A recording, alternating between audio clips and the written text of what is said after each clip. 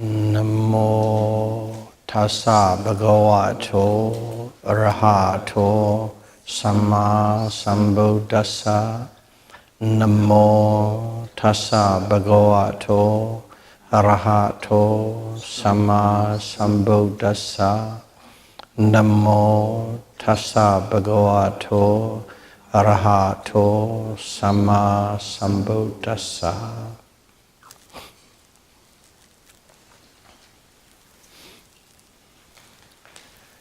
Series A, Dhamma Talk number 17. We are discussing with regard to how Buddha taught us to be in the domain of meditation at all time. He not only instructs us to be in the domain of meditation for serious practitioner, he also gives us how to. In fact, he grouped 7 different groups of various ways how to be mindful at all time, to be in the domain of meditation. And it is taught under the word, Pali word of Sampajanya.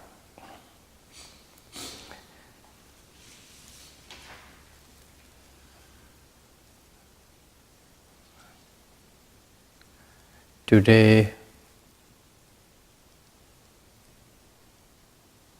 we are going to talk about one section where Buddha said, Bhikkhu, Bhikkhu means to the monks, Bhikkhus. When one is applying the ropes, one must be aware or known that one is applying the ropes. And when one is using the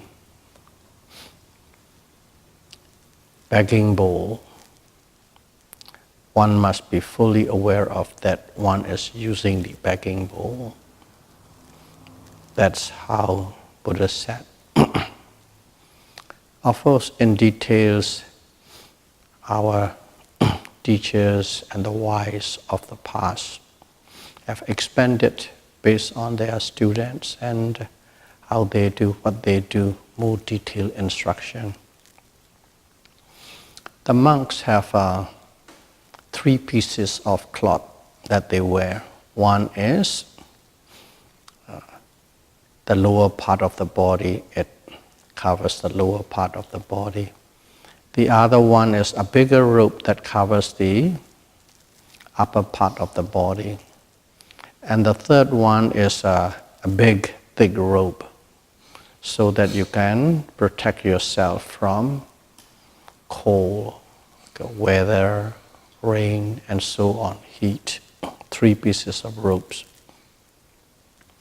And also they have a piece of string, or a rope, let's say a rope, more like a belt, so that they can tie it on the lower garment, lower piece of the rope. Those are with regard to the robes, they are 4 pieces altogether. So when the Buddha said, specifically when you are applying or putting on the lower small piece of rope, they have a specific name for it. One must be fully aware of every movement, manner, gesture, intention. And one is applying the upper rope. In the same manner, one must be fully aware of his intention, putting, adjusting, covering. And also when one is applying the belt, the rope, which is the belt, one must be fully aware of it. And when one uses the third big robes to cover from the cold, or at night you can cover over as a blanket, and so on, one must be fully aware of what you are doing. In every instance, until and unless you are time pressed. Of course, you can observe in a general way, but if you are not time pressed, one must observe and know in detail every intention, every stretching, every taking, putting on, putting off, and so on and so forth. And throughout the day too, the monks are always sitting and standing and walking and walk about in their monastery or wherever they are invited. So these robes have to be adjusted at all time. And even specifically, when you are adjusting the robe, one must know. When you are covering it, one must know. When you are opening it, one must know. In other words, every little details must be known, must be done with full awareness. That is, with regard to the robes. And also, they have a bowl. The monks are allowed to own a bowl where they go for alms round. In other words, that's a bowl that they put their food and eat. So when you are using the bowl, one must be aware. Okay? One must be aware of that one is using the bowl. When you're stretching for the bowl to take, you must know the intention to stretch, stretching. And when you're touching it, one must know that you're touching. When you're pulling towards you, one must know that you are pulling towards you. And when you're carrying along with you, one must know that you are carrying. Of course, we use the conventional words, but actually it is the specific characteristics that arises in the act of these conceptual words or conventional words that is one needs to be aware of. As an example, let's say you're stretching for the bowl. Stretching. You are touching the bowl. Touching. Okay, of course. Everybody knows when you touch something, you know that you touch something. Do you fully understand what touching means? When you touch something, yeah, somebody touched me, I know. I touch somebody, I know. I touch a cup, I know. I touch a bowl, I know. How deeply do you know? How detailed do you know? Okay, touching. Almost, of course, we always do. Rising, sitting, falling, touching. Okay, touching. What is touching? How well do you know what is touching? Okay, today I will approach from a different way.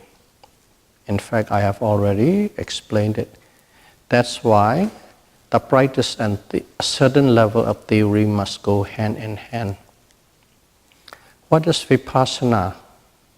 Okay, especially what is the object of meditation, object of observation in Vipassana?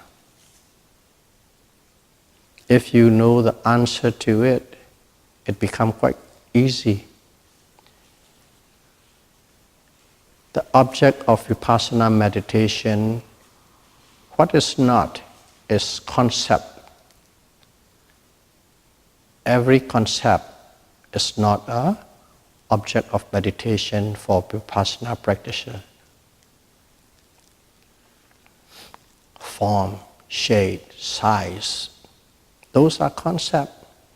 A bowl, a cup, a plate, shoes, fan, and so on. If you are referring that, then that's a concept. And every conceptual object is not the object of Vipassana. So what is? The object of Vipassana is Paramatta, ultimate reality, the true nature as it is. And if you understand that clearly, you already know what touching is. In a theoretical sense, touching. Okay, what is touching? Instantly, immediately, you might be even stumped. How do I explain touching? Okay, you know as soon as you touch it, instantly you know. As soon as somebody touch you, instantly you know. If you go from the theory, it must be ultimate reality. What is touching? Touching is, in Pali, is puttapa, touching. Puttapa, and puttapa is touching. When it is touching, there are two things. There's an object outside, okay, object outside, external object. That has nothing to do with you. And there is you can call it the internal object, body sensitivity. A certain parts of your bodies which exclude nails, fingers, nails, toenails, teeth, hair, they don't have sensitivity. The rest of the bodies have sensitivity. That sensitivity, okay, that body sensitivity and the object outside come in contact, and that moment that is touching happens. And in touching, what kind of elements are involved in touching? There is earth element, hardness and softness. Through that hardness and softness, you can touch. Touch happen. Without that, you can't. Hardness and softness. And also, whenever you touch an object, you know there has a temperature, cold or hot. Through the Tejo Dhatu, fire element, you know the touching. And there is a vibration, very sensitive vibration. Through that vibration, you know. And there is water element. Water element cannot be observed or known in the touching process. So there are three elements. Whenever there's a touching, three elements can be detected and observed. Earth element, fire element, and wind element.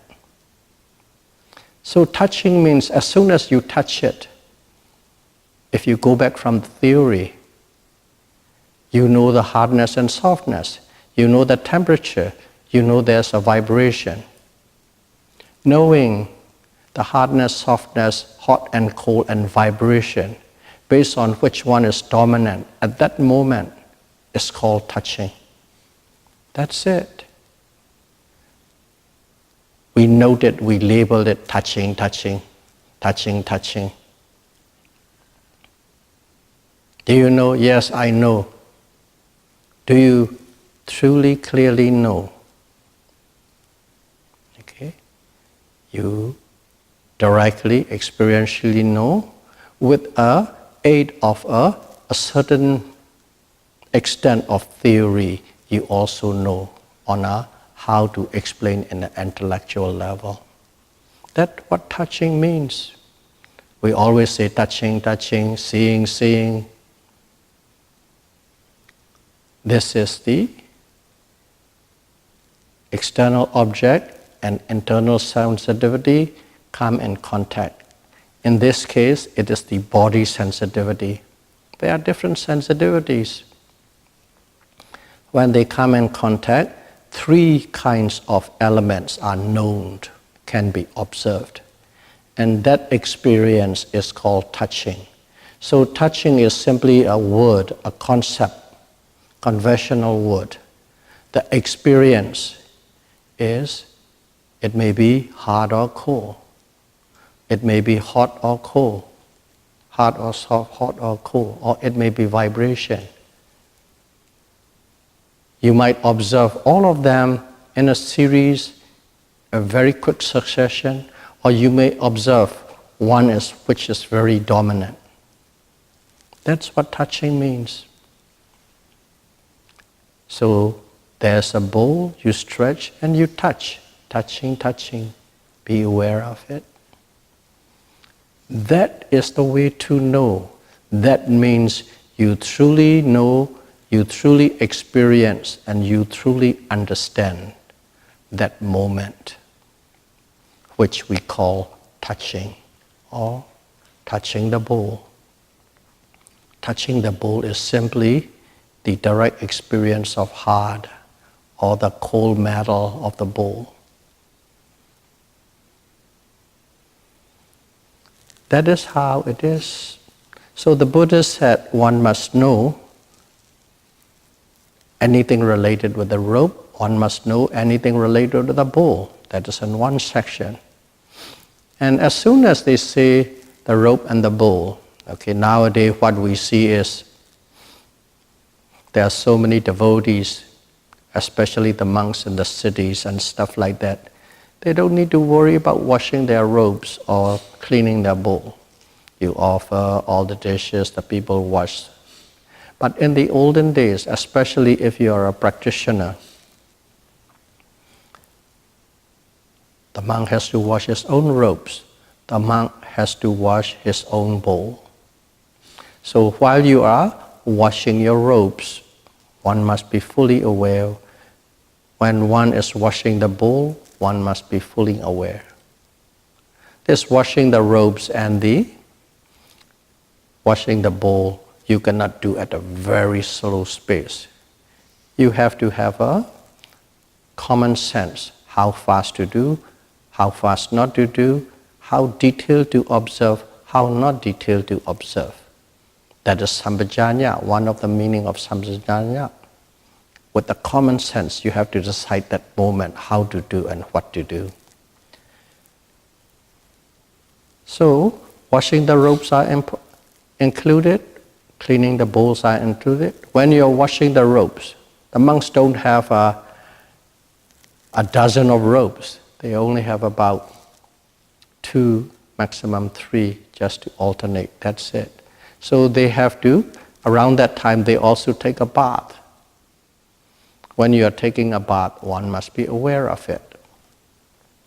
So under this section, I would say anything with the applying the ropes, washing the robes, which associated with is taking a bath, taking a shower, and also utilizing the bowl, washing the bowl, cleaning the bowl, drying the bowl.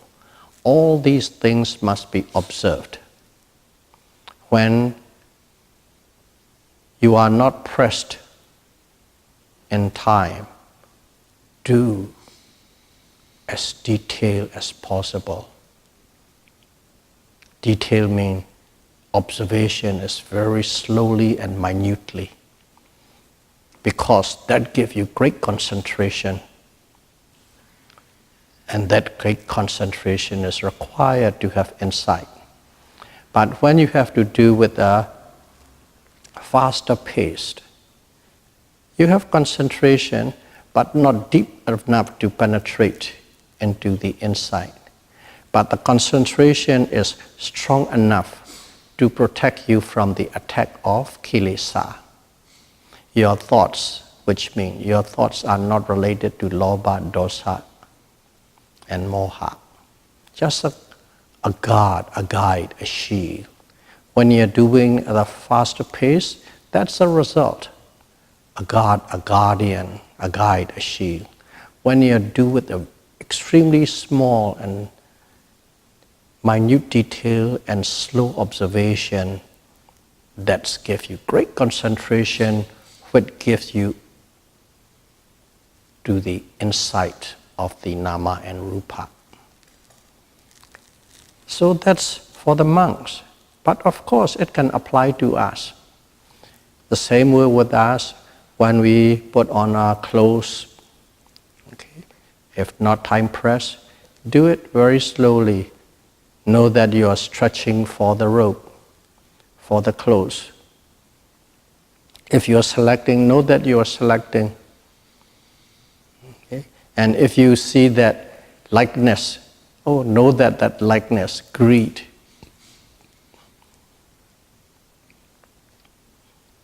And applying, putting buttons, and so on and so on and so on. Don't have to explain in detail. We all know what we do.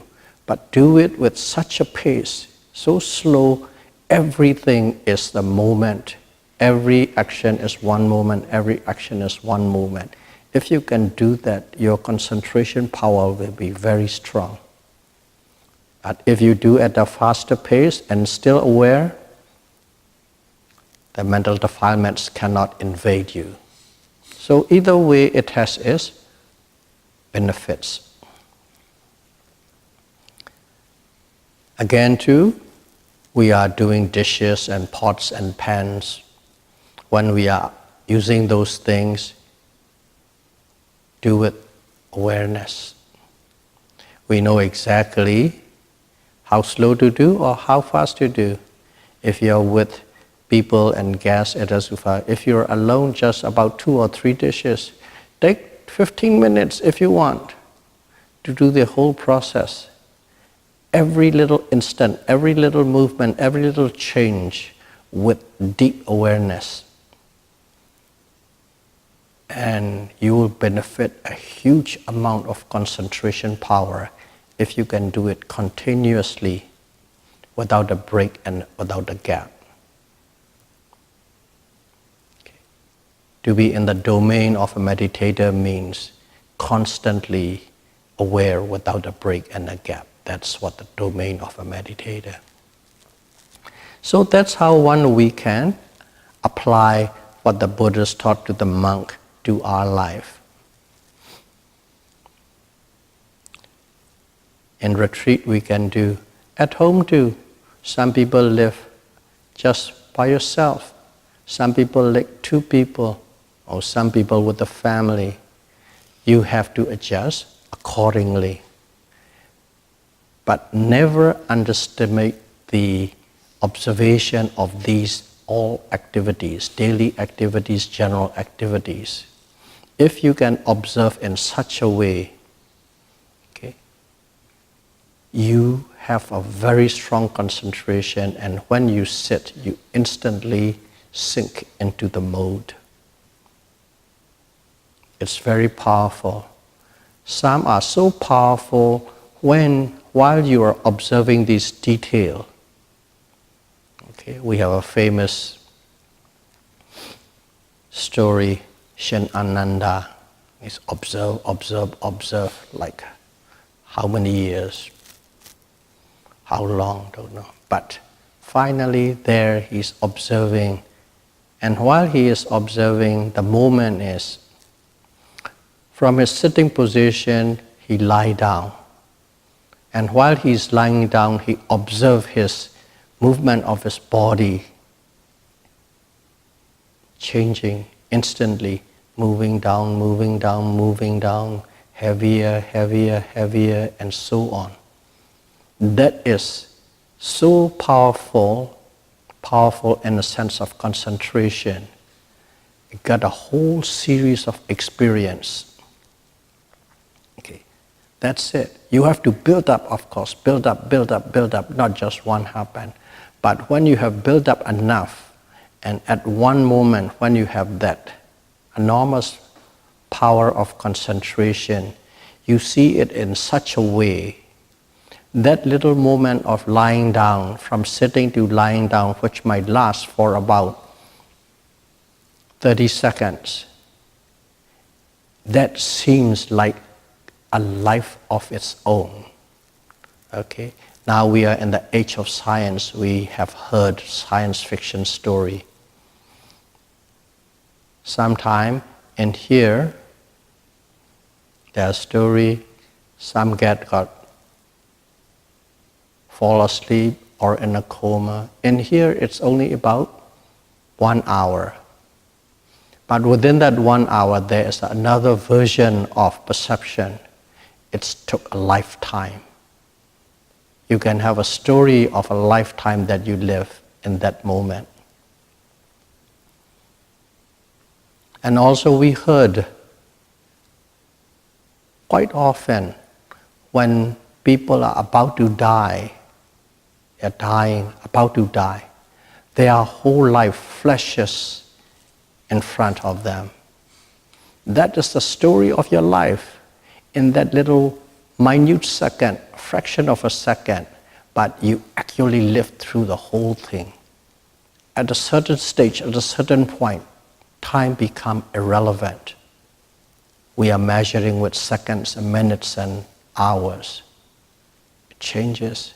Just like that, when you have everything perfect with concentration and momentous, powerful mindfulness, and while you're observing, that little 20 or 30 seconds of lying down movement, from sitting to lying down movement, it's so clear and so precise, it has a life of its own, and that gives an enormous, powerful impact into the understanding of Nama and Rupa.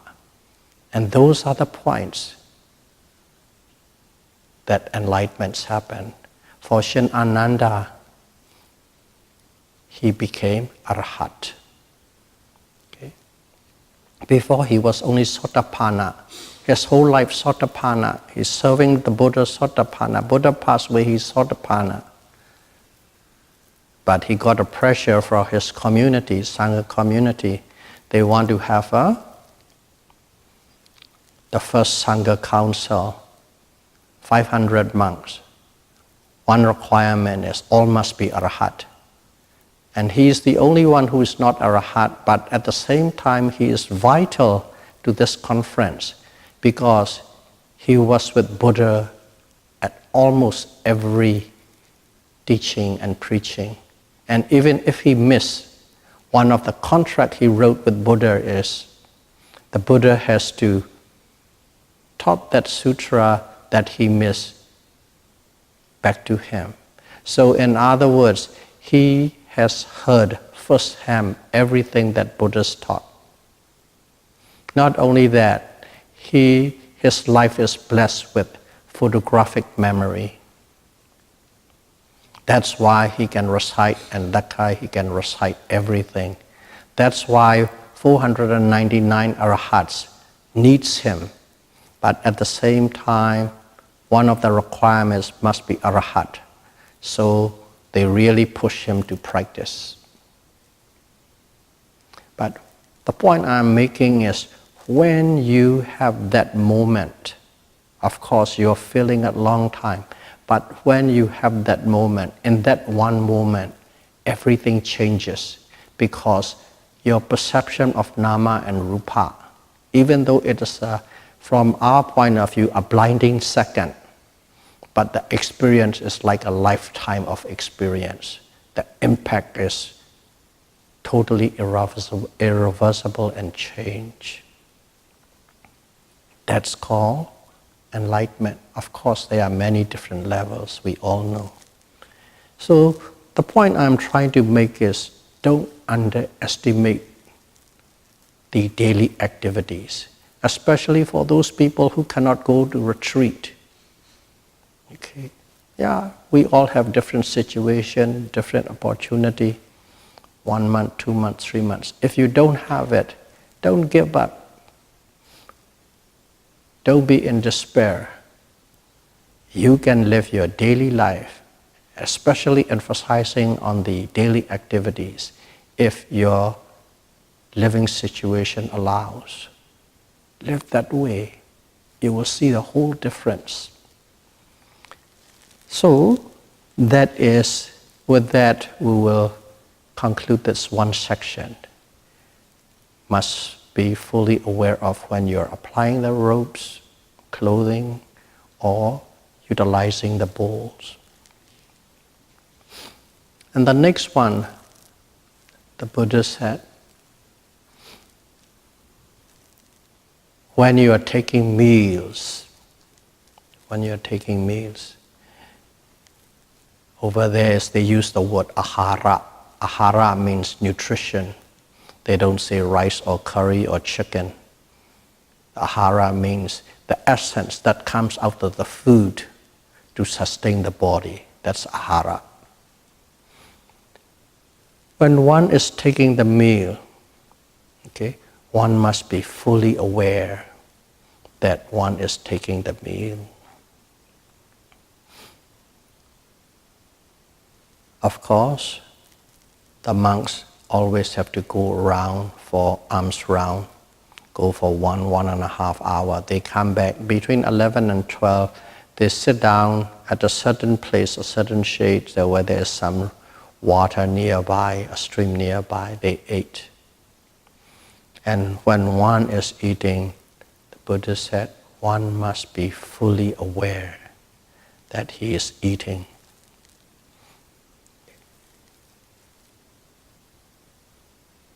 The way it is explained is, first and foremost, when you see the food, one must know seeing.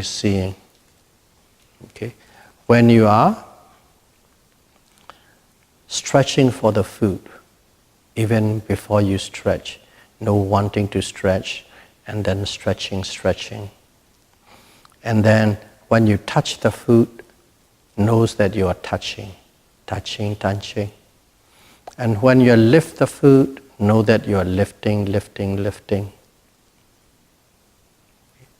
And then when you open the mouth, you know that you are opening. And everywhere there's always intention, especially in that action. If you slow down, intention can be easily observed.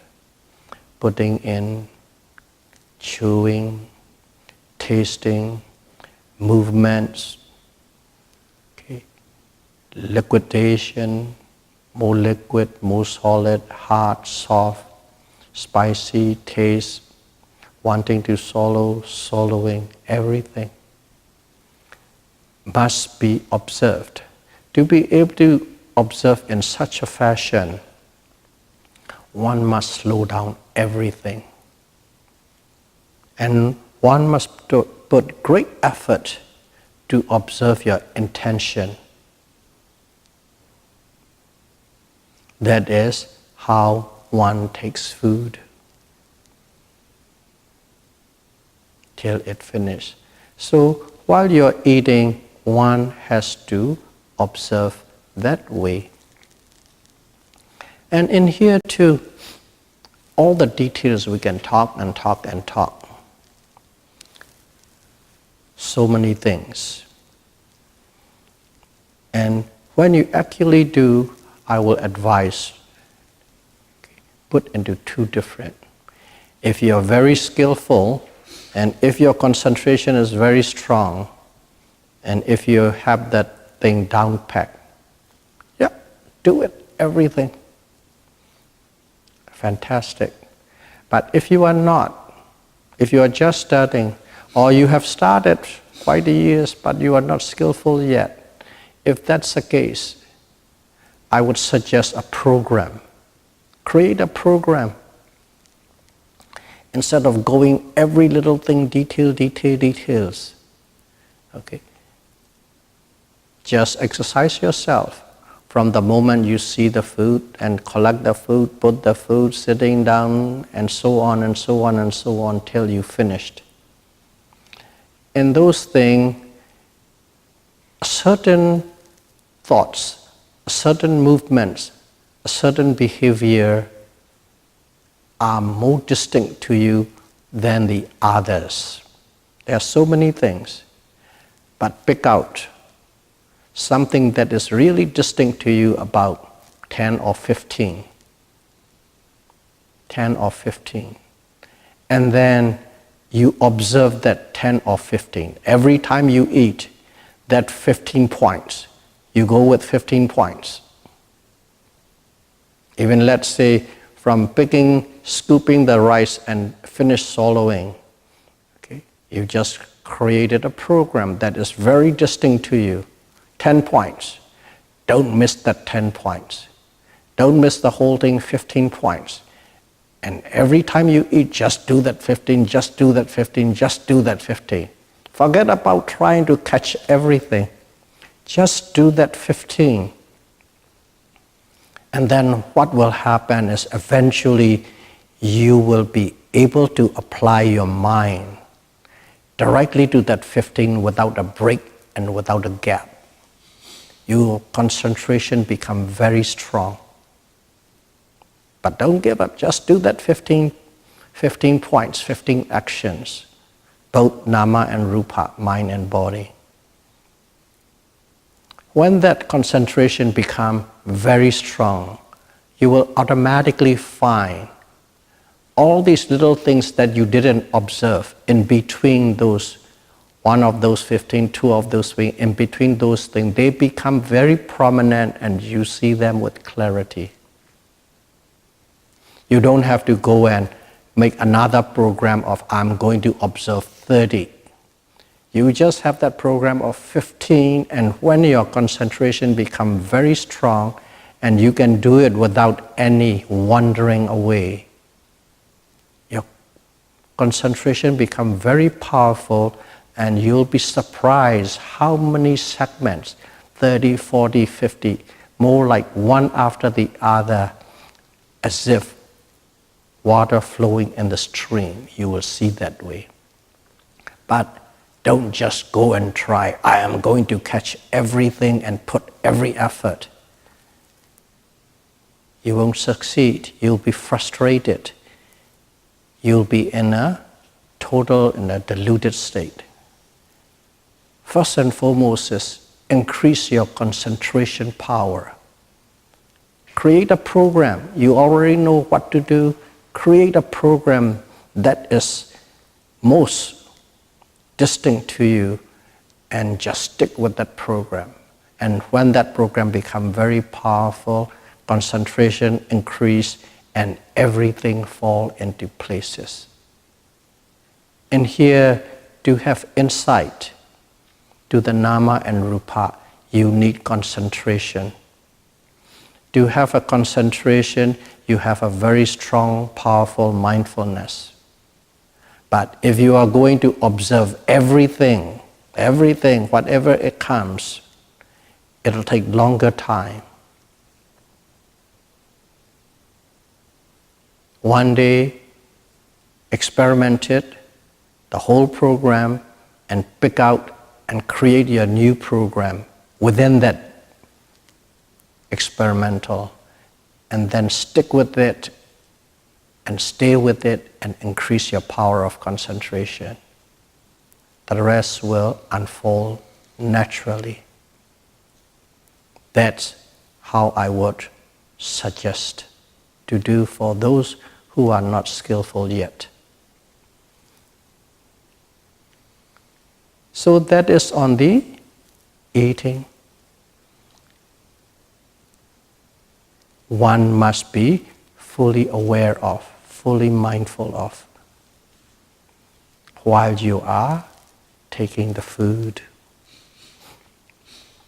And in here, along with this, the Buddhists give us 3 ways to eat meals.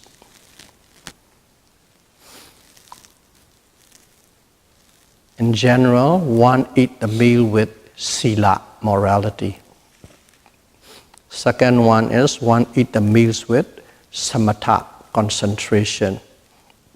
And the third is one also eat a meal with vipassana. 3 ways to eat a meal. So what does it mean by eating with sila? Eating with sila. And when you are eating with sila,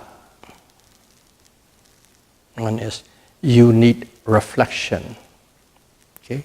You need reflection of the facts. In other words, you need to eat with yonisomanasikarā, with full understanding, the factual understanding. So when you are eating a meal, there are certain things that you need to specifically reflect.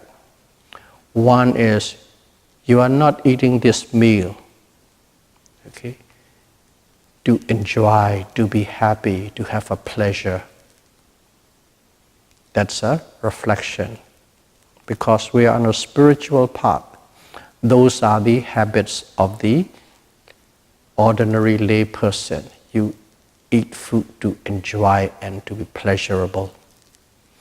And also, you are not eating the food so that you become very strong and powerful. Okay?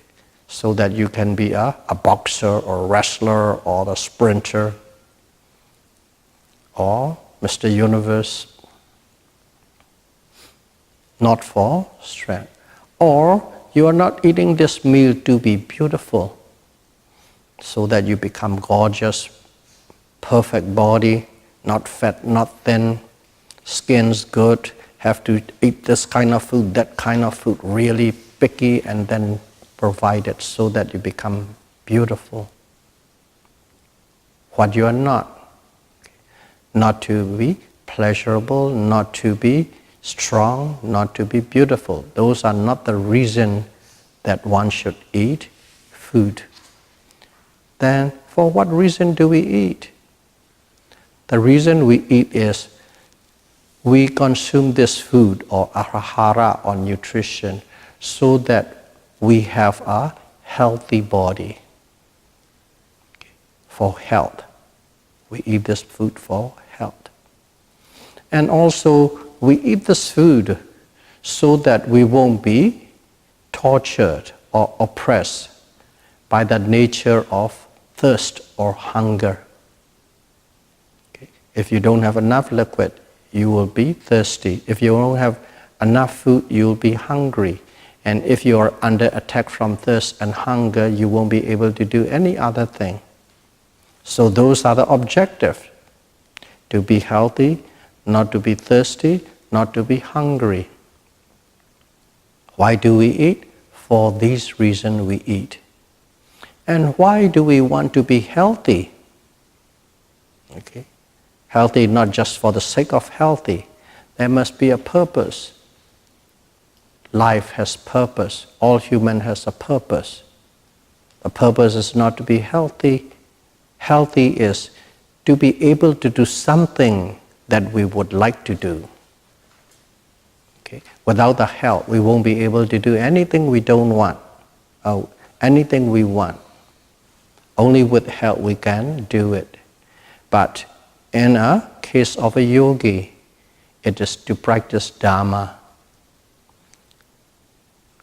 To practice Dhamma, to practice meditation for that reason. Okay. So you have a very clear understanding of why you are eating and why you are behaving or refraining or applying certain ways. That is a discipline. Because it is a discipline, we call it morality. Some restraint, some application, and the whole thing is yonisomanasikarā. You have a wise understanding and wise intention to the whole process. And that way of eating is called eating with morality. There are some people who practice. Okay? They only practice this eating with morality. The way they do was every scoop of a food, they apply that thought. Every monastery has their own little verses or motto or poem or things like that. And for our center too, we have our own. I made it a one short and precise one, if you remember. We partake this food not for beauty or for strength, nor for pleasure. You don't just recite the words felt the meaning.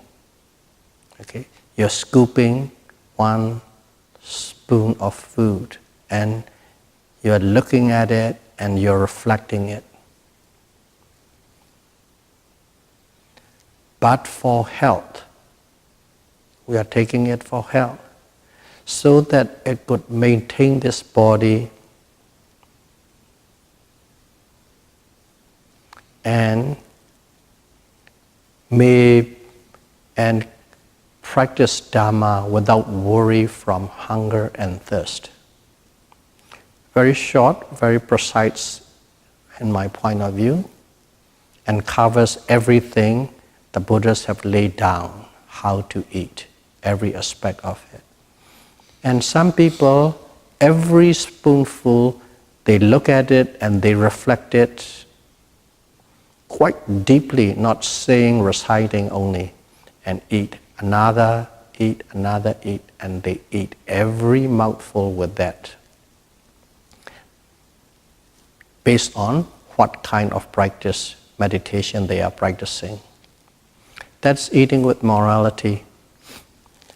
Second one is eating with concentration, samatha. And samatha is, we are not staring at the food and trying to see it as an object to concentrate. Not that way. Okay? We are not using food as a kasina, okay, meditation object. But food-related nature, especially monks and yogis, these foods are donated. They're donated by people, or some people work hard, cook hard. They drive 2-3 hours to 1.5-2 hours to hope and deliver the food for us to eat. So in there, what we do was, we look at the food. Okay? We look at the food and we project this food coming from whom. Because sometimes a family comes and donate. So we put our mind, okay, we try to visualize this family or apply our mind towards them, and they are offering of the food. And then we send loving kindness. May they be well, happy, and peaceful. At that moment, you intensely apply, radiate that feeling of wellness, happiness, and peace towards the people who donated. And also, of course, there are always volunteers. You also apply loving kindness to the volunteers intensely. And you applied it, and then only after that you eat. That way of eating is called eating with samatha. In other words, loving kindness meditation, metta meditation, or samatha meditation. So you apply that and you eat with that.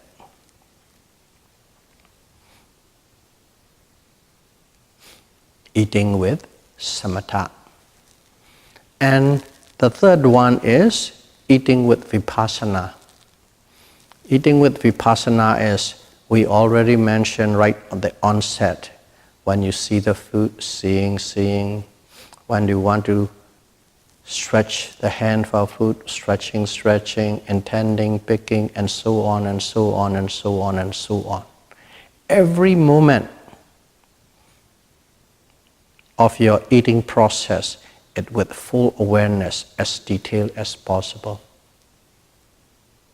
And that way of eating is called eating with vipassana. There are 4 ways of eating. Of course, in our retreat, we emphasize on the third one most, but we still apply the first 2. First of all, we reflect upon the food, and secondly, we send loving kindness to the people who donate and the volunteers, and after that we eat with it. But emphasis on the vipassana way of eating. But still, we don't miss the other two as well. That is how one eats, with three kinds of situation, with sila, with samadhi, and with panya, insight. And in here, there's one thing, if you remember, when we are sending or radiating loving kindness towards the people who donate and who are volunteers, actually, it's also not only the loving kindness meditation, it's also an expression of gratitude. It's also an expression of gratitude. We are also exercising another mental state called gratitude.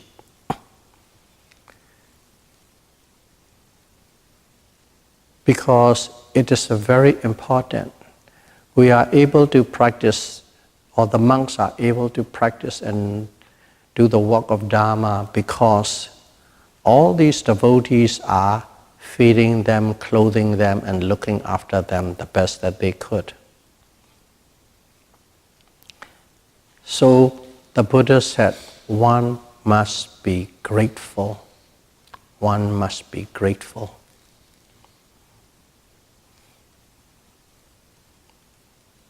And by sending loving kindness, radiating loving kindness, a way to show them the gratitude. Not only that, in here, there's one thing. We'll put it from the Vinaya of the monks. Vinaya of the monks. Whenever a monk accepts an object of food, clothes, things like that, they must be in a pure state of mind. They must be in a pure state of mind. What it means is, let's say I'm offering a robe to a monk. And the robe is on the floor, the monk is sitting there. I just don't say, oh monk, here is the rope. Okay, put it in the bag and get out. Yeah, it's finished. I gave, he used. That's all it, that's the function. No, that's not the way to do. When you are offering a rope, you must pick up the rope properly. With respect, you put it into the hand of the monk. And the monk must also accept it. Touch with his hand. Both. And at that time, the monk has a responsibility and duty. Okay. It is not that, okay, take it, finish. No. At that moment, he must put all effort, okay, wherever that is. It's a loving kindness towards you, gratitude towards you. These kind of expression, these kind of nature must be done.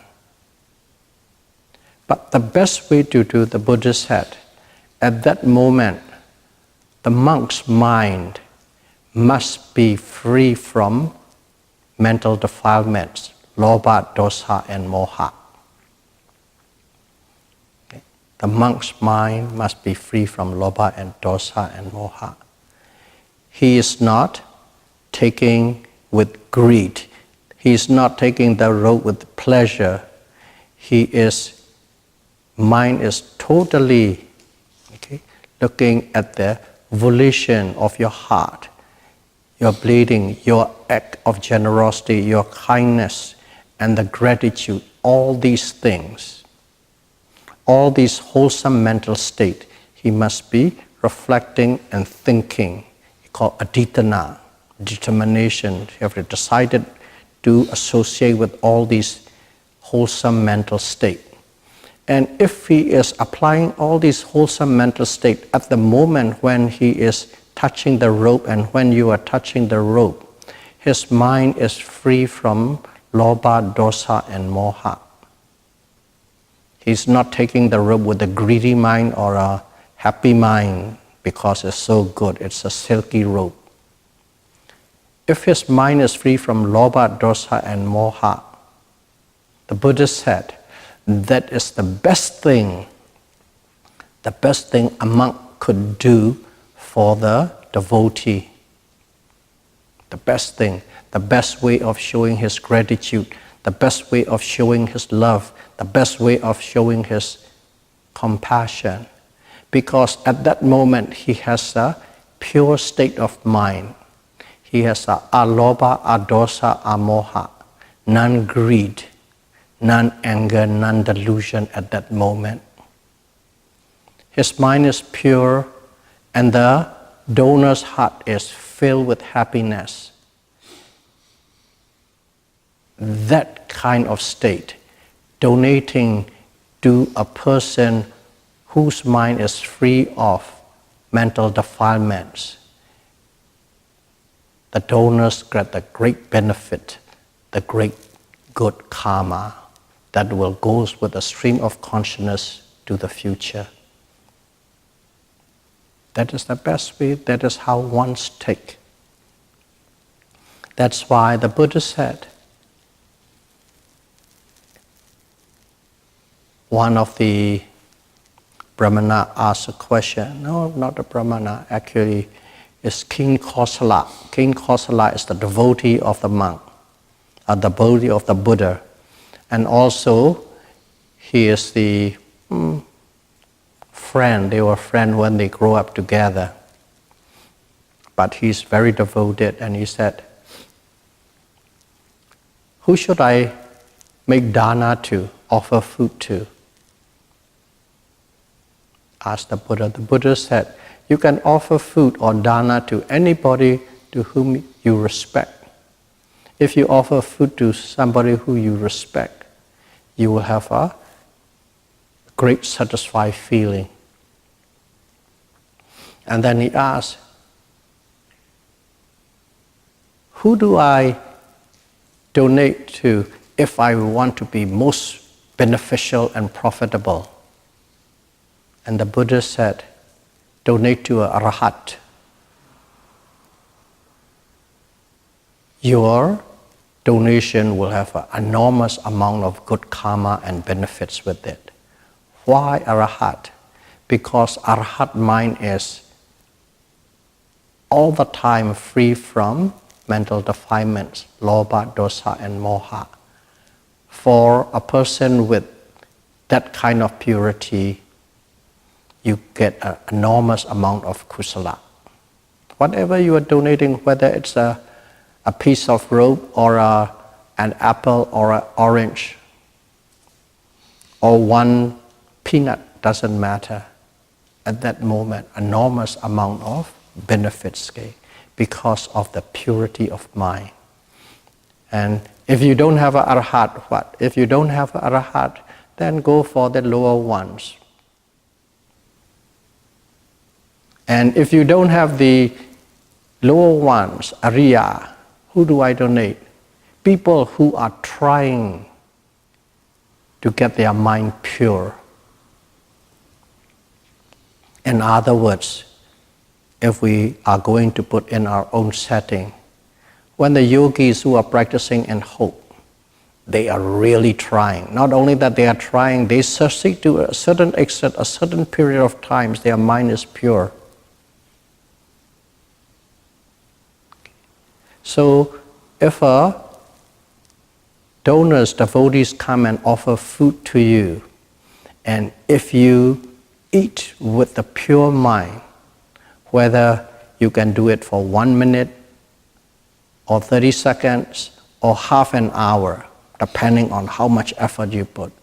If you eat that food with the pure mind, moment to moment to moment, then that devotees, that donor get an enormous amount of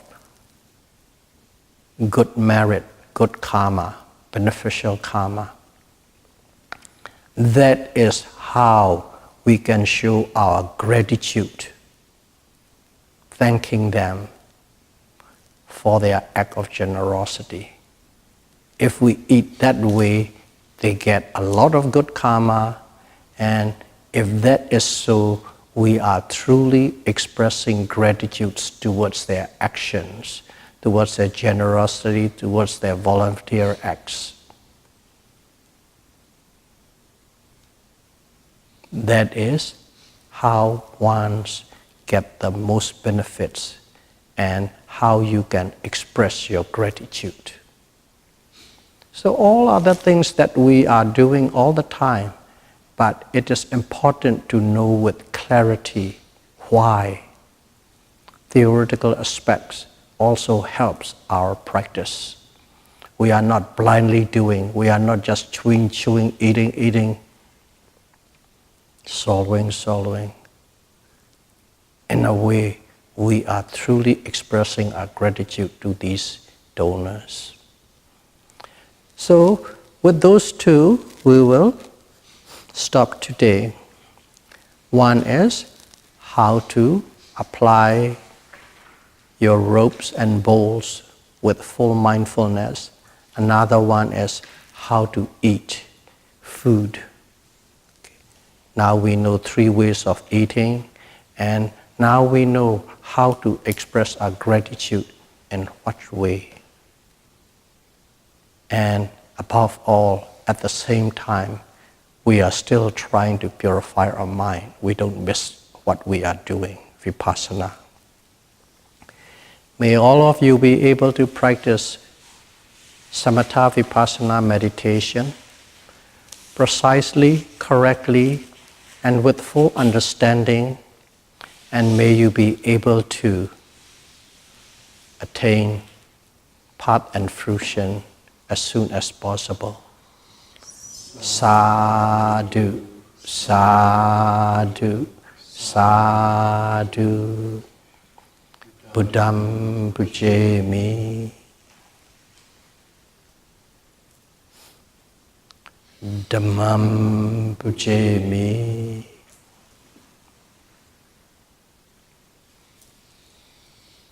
Sangham pujemi.